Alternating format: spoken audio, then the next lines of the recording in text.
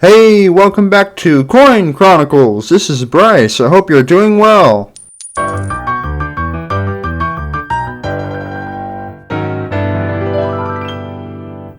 Today, we will take a look at the history of the year 1949, and we will look at some coins from the year. This will include one Franklin half dollar, one Washington quarter, one Roosevelt dime, and one Lincoln wheat cent. We will look at each coin and the important details, such as mintage, grading, and inflationary value or purchasing power of the time. First, we will cover the history of the year 1949. In the year 1949, President Harry Truman begins his full term as the 33rd President of the United States. Los Angeles receives its first recorded snowfall. The North Atlantic Treaty is signed in Washington, D.C., creating the NATO Defense Alliance. Rodgers and Hammerstein's South Pacific, starring Mary Martin and Ezio Pinza, opens on Broadway and goes on to become Rodgers and Hammerstein's second longest running musical. The score's biggest hit is the song Some Enchanted Evening. The 6.7 magnitude Olympia earthquake affected the Puget Sound region of western Washington, causing 8 deaths and $25 million in damage. The office of Chairman of the Joint Chiefs of Staff is created. The last 6 surviving veterans of the American Civil War meet in Indianapolis. The Housing Act of 1949 is enacted, and Walt Disney Productions' 11th feature film, The Adventures of Ichabod and Mr. Toad, is released. It is the final anthology film for the decade, and the last one that would be produced until 1977. And the intraocular lens implant, the modem, and radiocarbon dating are discovered and invented. And the songs All I Want for Christmas is My Two Front Teeth, Riders in the Sky, and Some Enchanted Evening are released and made popular. First of all, let's take a look at the 1949 Franklin half dollar. The 1949 Franklin half dollar has a size of 30.6 millimeters and a weight of 12.5 grams. Its composition is 90% silver and 10% copper. Its designer is John R. Sinek. Its mintage is 5,614,000. Its inflationary value for the year 1949 is $6.56. Its numismatic values range from $18 in good condition up to $157 in brilliant uncirculated mint state condition. Now let's take a closer look at the 1949 Franklin half dollar from my collection.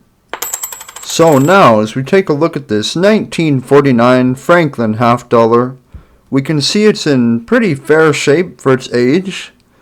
We still see a nice outline of Benjamin Franklin, and we can see fine details in his hair, as well as his facial features there, and we can easily read the date, as well as In God We Trust and the Liberty at the top. But now, as we turn the coin over to the reverse side, we see that a lot of the finer words that are supposed to be on the Liberty Bell have been worn off. But we can still see the outline of the small eagle there, and read E Pluribus Unum, as well as the half dollar in the bottom and United States of America at the top.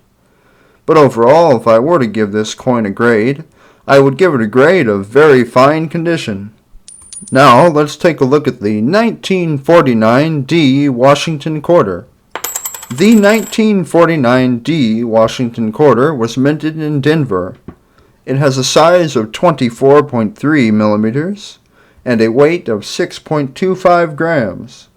Its composition is 90% silver and 10% copper. Its designer is John Flanagan. Its mintage is 10,068,400.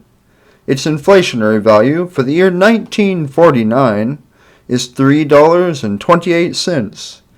Its numismatic values range from $9.85 in good condition up to $67 in brilliant uncirculated mint state condition.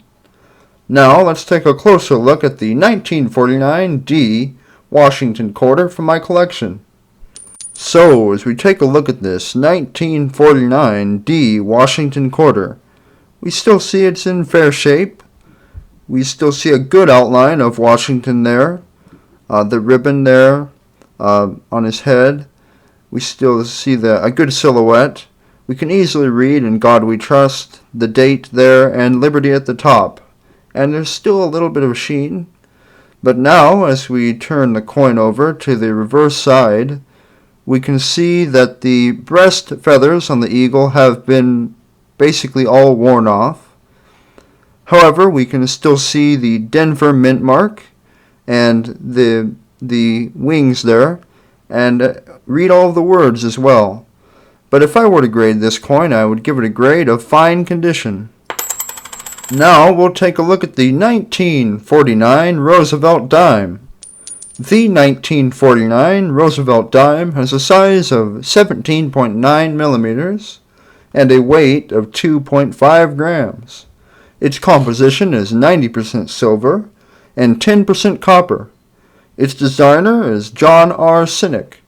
Its mintage is 30,940,000.